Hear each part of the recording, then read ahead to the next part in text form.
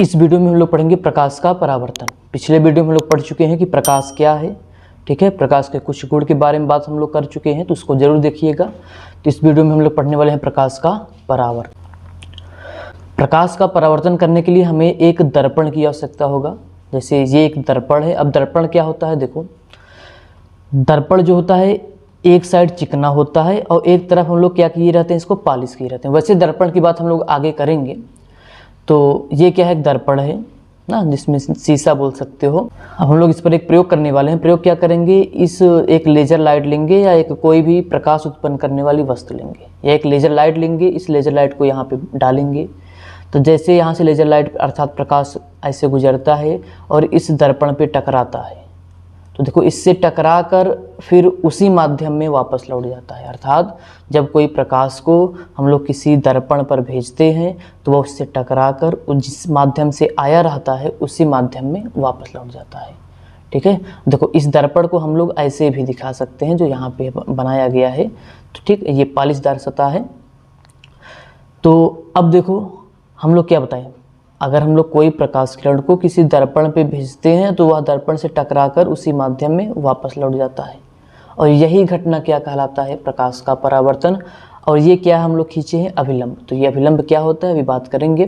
तो प्रकाश के परावर्तन का परिभाषा क्या हो गया, देखो जब कोई प्रकाश किरण किसी चिकने पॉलिशदार सतह पर पड़ता है तो वह उससे टकराकर उसी माध्यम में वापस लौट जाती है। इस घटना को क्या कहते हैं भैया, प्रकाश का परावर्तन। मतलब प्रकाश आए किसी से टकरा के उसी माध्यम में वापस लौट जाए, तो यह घटना क्या क्या कहलाएगा, प्रकाश का परावर्तन। अब आइए हम लोग देखते हैं प्रकाश का परावर्तन क्या क्या है, इसके प्रमुख गुण क्या है। तो देखो तो ये पता है क्या है, ये दर्पण है, ठीक है। अब हम लोग इस पर अगर प्रकाश किरण भेज रहे हैं तो देखो इसमें कुछ परिभाषाएं हैं। प्रकाश के परावर्तन जानने के लिए कुछ परिभाषाएं भी हमें पढ़नी पड़ेगा। तो हम लोग इसे प्रकाश भेजे, ये दर्पण से टकराया और इस टकरा के वापस चला गया, ठीक। अब देखो जो हम लोग प्रकाश किरण भेजे हैं, अर्थात ये इसे हम लोग एक नाम देते हैं आपतित किरण, ठीक। जो प्रकाश किरण हम लोग भेजे हैं, जो प्रकाश किरण इस लेज़र लाइट से निकली है, इस किरण को एक नाम रख दिया गया है। इसका नाम क्या है, आपतित किरण। और जो ये टकरा के वापस गया है इसको हम लोग क्या बोलते हैं, परावर्तित किरण। और ध्यान से देखना, अगर हम एक बिंदु का नाम होगा आपतन बिंदु। आपतन बिंदु क्या है, देखो ये प्रकाश किरण अर्थात आपतित किरण दर्पण पे इस बिंदु पे टकरा रहा है, तो इस बिंदु को हम लोग क्या नाम देंगे, आपतन बिंदु, ठीक। इसका नाम क्या होगा, आपतन बिंदु। अब इसी आपतन बिंदु पर देखो इस शीशा से अर्थात मिरर से, दर्पण से 90 अंश का कोण बनाते हैं, तो इसको हम लोग क्या बोलेंगे, अभिलंब। ध्यान से देखो, इस आपतन बिंदु पर अगर हम लोग 90 अंश का कोण खींच दें अभिलंब, तो क्या बोला जाएगा, इसको हम लोग अभिलंब बोलेंगे। अब देखो जैसे हम लोग अभिलंब खींच दिए तो यहाँ पे कुछ कोण बन रहा है। देखो एक कोण यहाँ से यहाँ तक बन रहा है, एक कोण यहाँ से यहाँ तक, तो इसका भी नाम रखा गया है। नाम क्या है, देखो तो इसका नाम है भैया आपतन कोण। किसके किसके बीच का कोण, देखो आप अभिलंब और आपतित किरण, ये रहा अभिलंब और ये रहा आपतित किरण, इसके बीच के कोण को आपतन कोण कहते हैं। इसे स्मॉल आई से भी प्रदर्शित किया जाता है।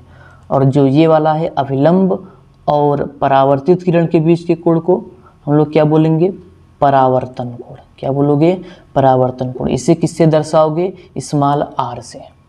तो अब जो हम लोग अभी बात किए हैं इसकी परिभाषा आइए देख लेते हैं आगे। सबसे पहले आपतित किरण की बात करेंगे। तो आपतित किरण की परिभाषा क्या होगा, किसी सतह पर पड़ने वाली किरण को आपतित किरण कहते हैं। अगर आपको दिखाएं, नहीं देखो यही किरण इस सतह पे, देखो ये सतह है, इसी ये सतह पे पड़ रही है, तो इसको हम लोग क्या नाम दिए थे, आपतित किरण। तो आप इस फिगर से देख भी सकते हो आराम से। तो किसी सतह पर पड़ने वाली किरण को आपतित किरण कहते हैं। अब अगला क्या है, आपतन बिंदु। देखो यही आपतित किरण जो है सतह के जिस बिंदु पे टकराया है, देखो आपतित किरण सतह के जिस बिंदु पर टकराती है उसे आपतन बिंदु कहते हैं।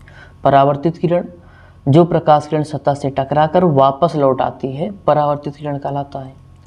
अभिलंब क्या है, आप तो देखो सतह से जो आपतन बिंदु था उसी पे हम लोग क्या खींचे थे, लंब खींचे थे, तो वो क्या कहलाएगा, अभिलंब। अब बात करते हैं आपतन कोण। आपतन कोण क्या था, देखो अगर ध्यान से देखो भैया आप, तो आपतन कोण क्या है, देखो ये अभिलंब है और ये आपतित किरण है, इन्हीं के बीच के कोण को हम लोग क्या बोले थे, आपतन कोण। तो आपतन कोण की परिभाषा क्या हो जाएगा, अभिलंब और आपतित किरण के बीच बना कोण क्या कहलाता है, आपतन कोण कहलाता है। इसे आई से प्रदर्शित करते हैं। अब बारी आई परावर्तन कोण की। तो परावर्तन कोण क्या था, अभिलंब और परावर्तित किरण के बीच के कोण को परावर्तन कोण कहते हैं। इसे स्मॉल आर से प्रदर्शित करते हैं।